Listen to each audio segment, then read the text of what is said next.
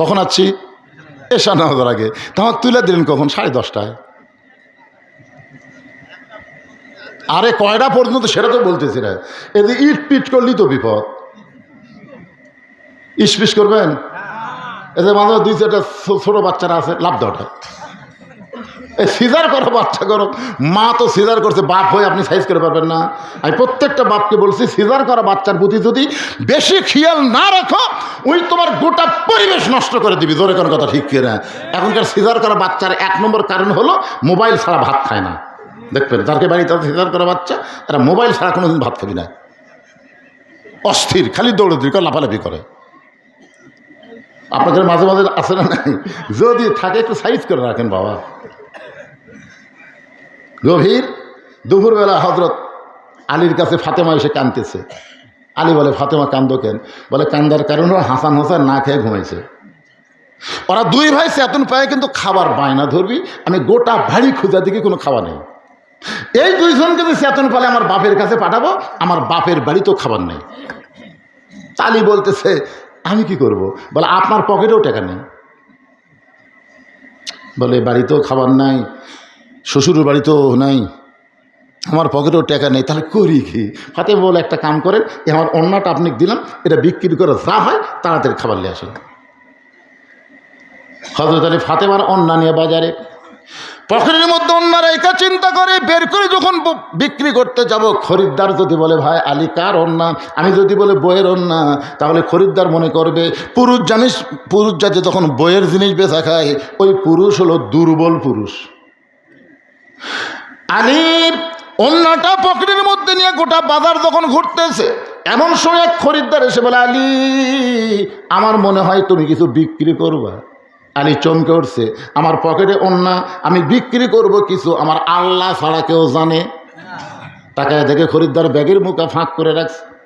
হযরত Ali pocket থেকে অন্য বের করে যখন ব্যাগের মধ্যে দেয়, ওই খরিদ্দার একটা বারো অন্যার দিকে না তাকাইয়া ব্যাগের মুখটা ধরে আলীর হাতে 6টা দিরহাম দিয়ে যখন বিদায় নেয়, আলী 6টা দিরহাম নিয়ে এক দৌড়ে খাবার দোকানে, ভাই আমার হাসান হোসেন ক্ষুধার জ্বালায় ঘুমিয়ে গেছে, চেতন পাইলেই খাবার চাবে, তাড়াতাড়ি খাবার দাও। 6টা দিরহামের এক টুকরো খাবার দোকানদার যখন হযরত আলীর দিকে দেয়, হযরত আলী 6টা দিরহাম দিয়ে যখন টোপলা নিবে, এমন সময় ফকির এসে বলে, আলী রে, আজকে 3 দিন হলে আমার বাড়িতে কোনো খাবার নাই, যদি পারো আল্লাহর রাস্তায় আমাকে একটু সাহায্য করো। আলীর মনের মধ্যে চিন্তা হয়, 6টা দিরহাম দিয়ে খাবার টোপলা নিব, এমন সময় ফকির, আমি ফকিরকে বলবো মাফ করো। এমন সময় কোরআন বলে, আম্মা সাইলা ফালা তানহার। আলী আল্লাহর কোরআনকে দাম দিতে ফকিরকে 1টা দিরহাম দিবে, 5 দিরহামের খাবার নিবে। এমন সময় কোরআন বলতেছে, ওমা তুনফিকু মিন শাইইন ফি সাবিলিল্লাহি ওয়াফা ইলাইকুম ওয়া আনতুম লা তুযলামুন।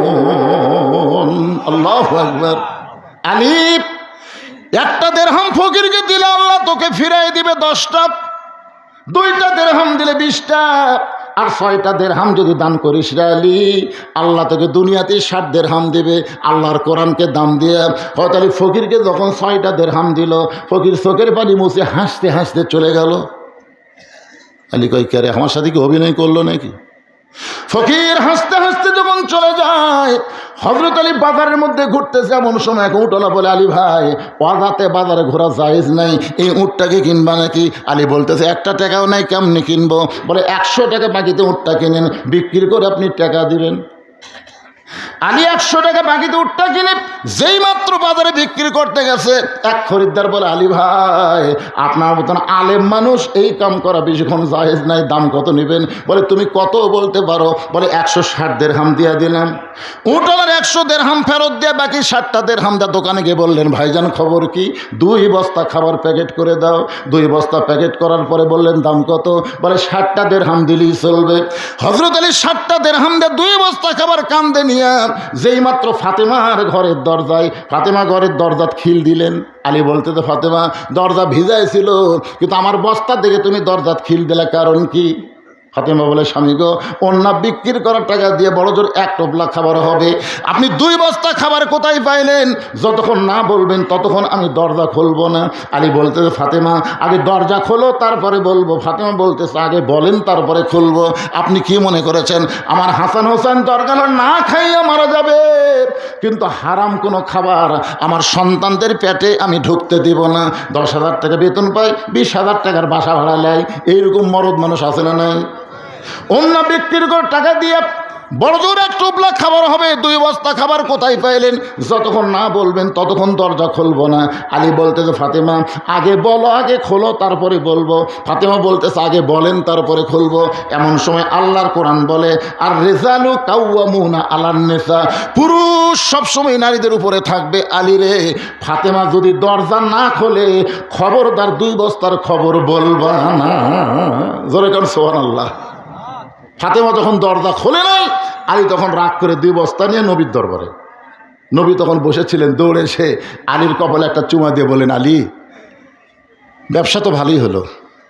2 বস্তা নামাই নিয়ে আলীর মুখের দিকে নবী তাকায় দেখে আলী খুব রাগ করে আছে। রাসূল বলে, আলী আমি তোমার কপালে চুমা দিলাম, তোমার কাঁধ থেকে 2 বস্তা নামাই নিলাম, এরপরেও তোমার মুখটা ভার কেন? আলী বলতে যে, হুজুর আপনি বাপ ভালো, কিন্তু আপনার মেয়ে। নবী কয়, আলী কি কইলি, কি কইলি? কয় এখনো কইনি তো। রাসূল বলে, আলী রে, আমার মেয়ের ব্যাপারে খবরদার।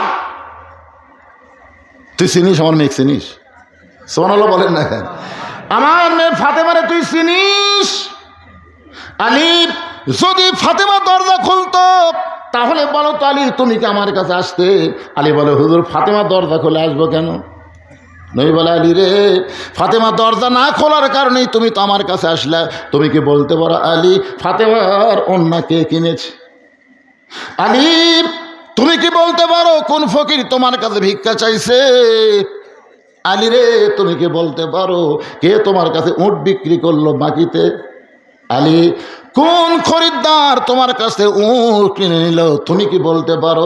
আলী বলতেছি, ইয়া রাসূলুল্লাহ আমি কিছুই জানি না। রাসূল বললেন, এই জন্যই তো আমার কাছে, এই জন্যই তো আমার কাছে রে পাগল। কে ওন্না কিনলো? ফাতেমার ওন্না তুমি শুনবা না? আলী বলে, শুনবো হুজুর। কে তোমার কাছে ভিক্ষা নিল? এই ফকির কে, তুমি শুনবা না? শুনবো হুজুর। কে তোমার কাছে উট বিক্রি করলো? তুমি তাকে চিনবা না? চিনবো হুজুর। কে তোমার কাছ থেকে উট কিনে নিল? তুমি জানবা না? জানবো হুজুর। তো বসো, বসো। জানার জন্য হযরত আলী বসে গেলেন। নবী এখন এই 4টা বিষয় বলবেন। আলী যদি বসে শুনবার পারে, আপনারা শুনবেন না? দ্বিতীয় বক্তাতে এই কায়দাই করছে, দ্বিতীয় বক্তা এই কায়দা করে, আমি তো একই কায়দাই করলাম। আমার ওয়াজ আদায় বেশি সময় না, গত বছর আপনারা দিয়েছেন, এবারও দিবেন। খালি 100টা কোরআন শরীফ দিলেই আদায় শেষ। এই হাজার হাজার মানুষের মধ্যে 100টা কোরআন, একটা কোরআন শরীফ মাত্র 500 টাকা। যাদের বাপ মা কবরে গেছে আপনি 500টা টাকা দিবেন, আপনার বাপ মা কবরে একটা কোরআন দানের সব পাবে। যদি বাপ মা বেঁচে থাকে আল্লাহ বাপ মার হায়াত বাড়ায় দেবে। আর যদি আপনার নিজের জন্য দান করেন আল্লাহ কোরআনে সব আমল নামে দিবে। এই মাদ্রাসায় সর্বসাকুলে ছাত্র কয়জন? এই মাদ্রাসায় 50টা, কমপক্ষে 50টা কোরআন দেওয়াই লাগবে ভাই। প্রত্যেকটা বাচ্চার হাতে একটা করে কোরআন, মাত্র 500 টাকা। আপনাদের নাই? একটা মানুষ জানান না কেন, এর লগত কোরআন বেচা কিন্তু বাকিতে আগে হবে না, শেষে না হলে বাকি। বাবা ওই যে টাকা তুলছে রে, 100টা কোনো ব্যাপারে নেই, যে হারে টাকা বের করতেছে।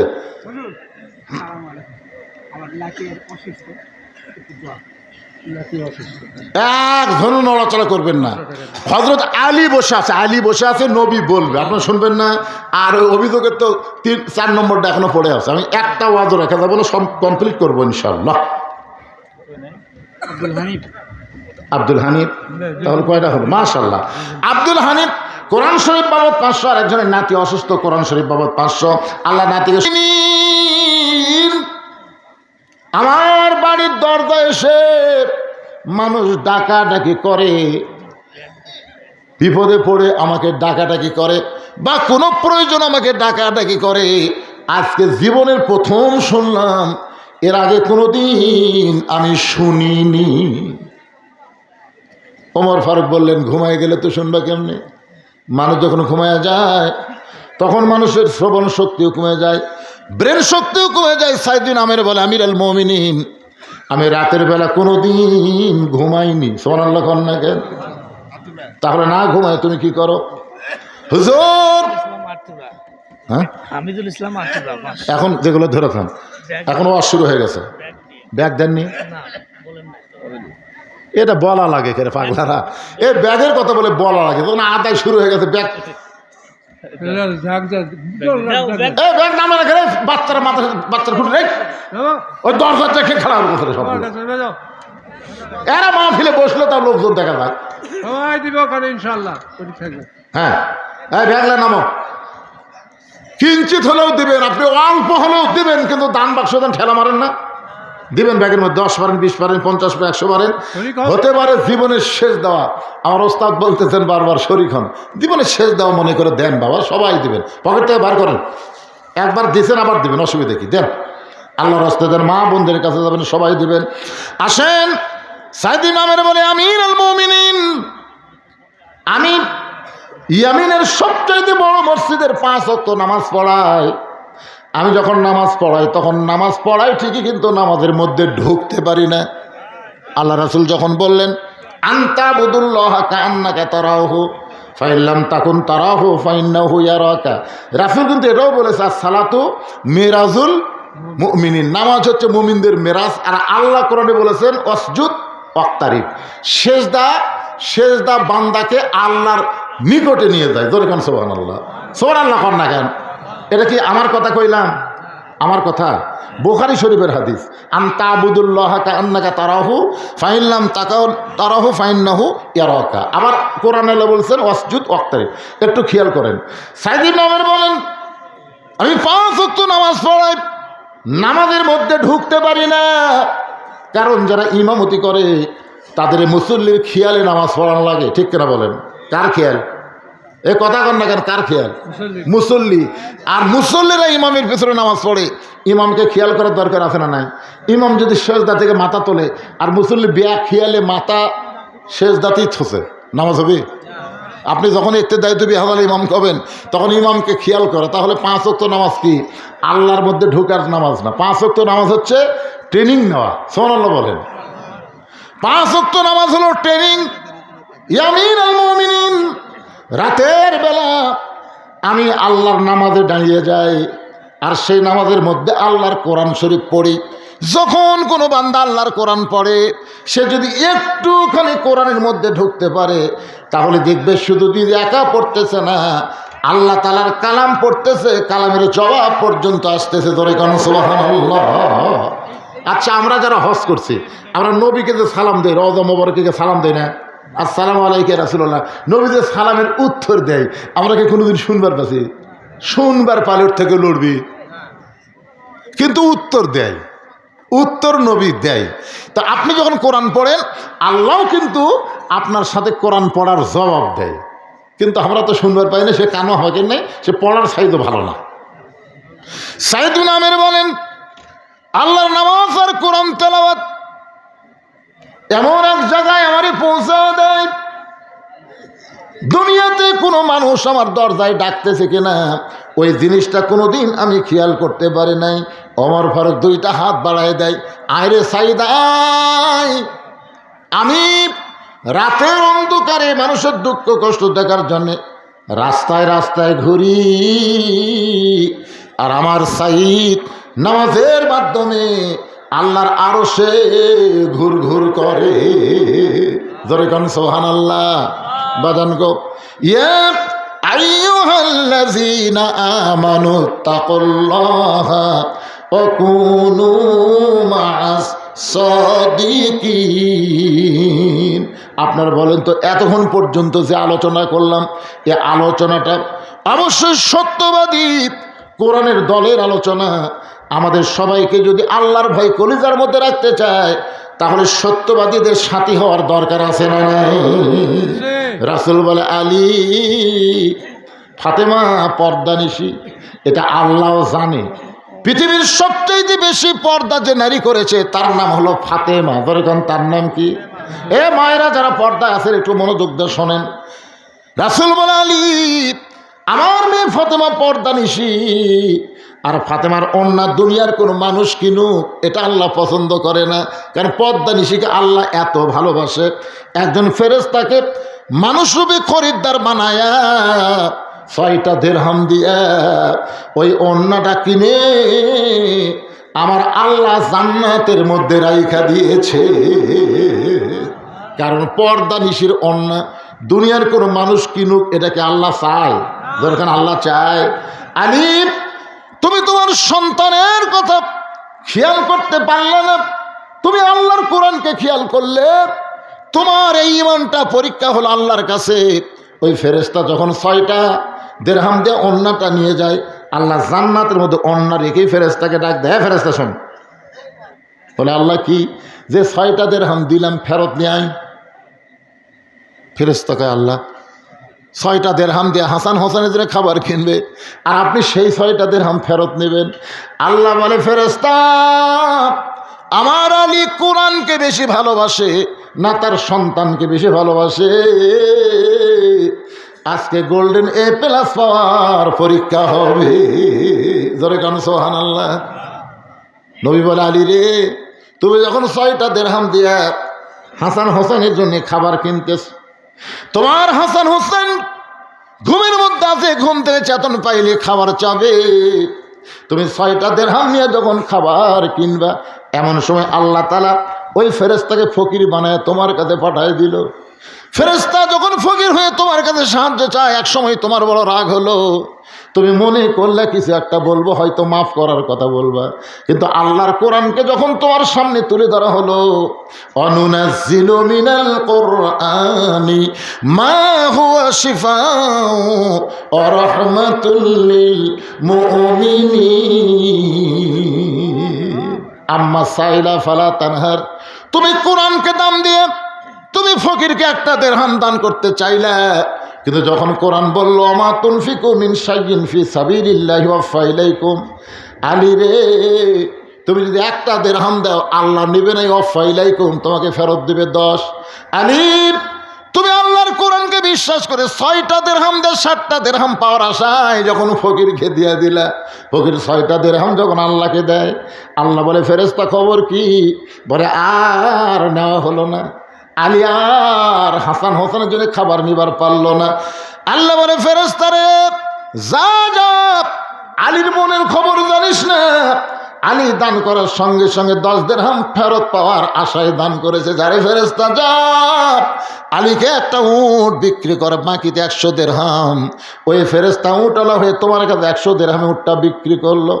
উটটা বাকিতে বিক্রি করে তুমি যেই মাত্র বাজারে গেলে, ওই ফেরেশতাকে আল্লাহ তাআলা 160 দিরহাম দিয়া তোমার কাছে উটটা কিনে তুমি 100 দিরহাম তাকে ফেরত দিয়ে ওই 60টা দিরহাম দিয়া 2 বস্তা খাবার কিনলা। এখান থেকে প্রমাণ হয়ে গেল দুনিয়াতেও আপনারা পাবেন 10 গুণ। যারাই দান করলেন বিশ্বাস করেন, বিশ্বাসে মিলাই বস্তু তর্কে বহুদূর। হয়তো ভাববেন হুজুর আমি পকেট থেকে 500 দিলাম, তাহলে 10 গুণ হলে তো কত পাওয়া যাচ্ছে? 5 ও 10 দিয়ে গুণ করলে কত হয়? 50, 5000। 5000 তো 5000 তো পেলাম না। আল্লাহ তাই পাগলা, তুই খালি 5000 টাকাই দেখলি, তোর আগামীকাল বিশাল একটা অ্যাক্সিডেন্ট আছে। তুই তো জানিস না রে পাগলা, তুই তো রাস্তার মধ্যে সেই হিসাবে চলিস, তোর খেয়াল কে করে দেয়? আমি আল্লাহ তো খেয়াল করে দিই। অ্যাক্সিডেন্টের হাত থেকে সদকা তো তারুদ্দুল বালা। এই দানের কারণে যত প্রকার বালা বিপদ আছে সব বিপদ থেকে আমি আল্লাহ তোকে বাঁচাই দেবো। তোর 5000 না 50,000 টাকার কাম হবে। কথা কর না কেন? বিপদ আপদ মুসিবত আমাকে সামনে আসে না? নাই, পদে পদে আছে। এ যারা দান সদকা করে তাদের বিপদ হয় না। যখন আমি পড়তাম, হুজুর আমার ওস্তাদ, আমার বাপ সবসময় বলতো কী করে খাবি। এখন যারা আমাকে দাওয়াত দিবার যায়, আপনাকে হাবিব সাহেব 2 বার গেছে, ওখানে প্রায় 235 শতক জায়গার উপর মসজিদ, মাদ্রাসা, এতিমখানা, এবার আবার আল্লাহ সাইদ হুজুর নামে কনফারেন্স হল তৈরি করা হলো। এই সমস্ত টাকা হলো আপনারা ওয়াজের পরে আমাকে যা দেন, এই টাকা দিয়ে এগুলো কাজ করি। পৃথিবীর কারো কাছে 1 টাকা দান সদকা চাওয়া হয় না, দান মুক্ত প্রতিষ্ঠান করা হয়েছে। এটা বলার পিছনে কারণ হলো যে আমার উপরে বহু বিপদ আপদ মুসিবত আসতেছিল এই 15.5 বছরে।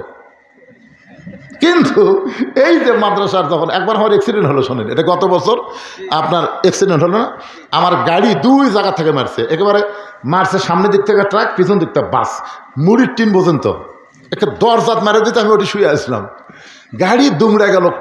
গাড়ির চেহারা দেখে কেউ বলবে না যে হুজুর বাঁচা আছে, কিন্তু বাঁচা থাকার কারণ হলো সেদিন অ্যাক্সিডেন্ট হলো কয় তারিখে, 1 তারিখে, 2 তারিখে আমার বেতন দেওয়ার দিন। আমি প্রত্যেক মাসের 2 তারিখে বাবুরসির বেতন, কর্মচারীর বেতন, হাফেজের বেতন, মুফতির বেতন, মহাদ্দেশের বেতন, হাফেজ সাহেবের সবগুলোর বেতন দেয় আমি 2 তারিখে। অ্যাক্সিডেন্ট হয়েছে 1 তারিখে।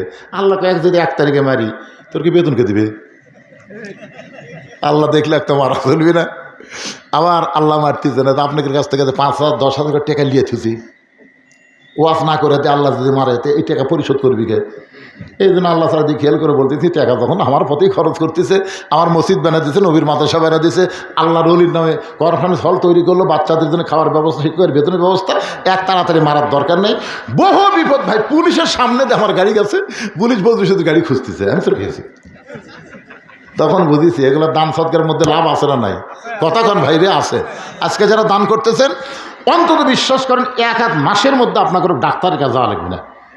আল্লাহ যা দান করার কারণে তো রোগ ভালো করে দিলাম, পারে কি পারে না, যখন পারে কি পারে না। এই জন্য এই মাদ্রাসার দিকে খেয়াল করবেন, যতদিন কোরআনের বিজয় না হবে ততদিন পর্যন্ত এই মাদ্রাসা আপনাকে হাতত থাকলো।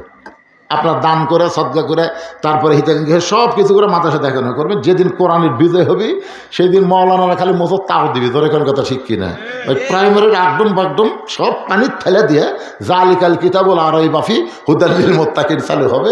খায়রুকুম মান তাআল্লামাল কোরআন ওয়া আল্লামা। ওই ব্যক্তির চাইতে সম্মানী জ্ঞানী কেউ নেই যে কোরআন শিখেছে, অবকে কোরআনের শিক্ষা দেয়। এইরকম সমাজ যেন বাংলার আকাশে আল্লাহ আমাদের দেখার তৌফিক দেয়। জোরে বলে আল্লাহুম্মা আমিন। আল্লাহ কবুল করুক। হুজুর আপনি একটু দোয়া করেন। হ্যাঁ, আল্লাহুম্মা সাল্লি আলা মুহাম্মদ, আল্লাহুম্মা বারিক আলা মুহাম্মদ। আস্তাগফিরুল্লাহ, আস্তাগফিরুল্লাহ, আস্তাগফিরুল্লাহ, আস্তাগফিরুল্লাহ। আল্লাহুম্মা আমিন। আয় আল্লাহ তাআলা, অনেক রাত হয়ে গেল, রাত 12:30 বেজে গেছে। আল্লাহ তোমার বান্দারা আরামের বাড়ি ঘুমকে বাদ দিয়া কোরআন হাদিসের মহব্বত কলিজার মধ্যে নিয়ে এই জান্নাতের বাগানে বসে বসে কোরআন হাদিসের আলোচনা শোনার শেষে আমি গুনাহগারের সঙ্গে রহমতের দরজায় ফকির হয়ে দোকানে হাত তুলেছে। মেহেরবানি করে আজকের মাহফিল আমাদের সকলের হেদায়েতের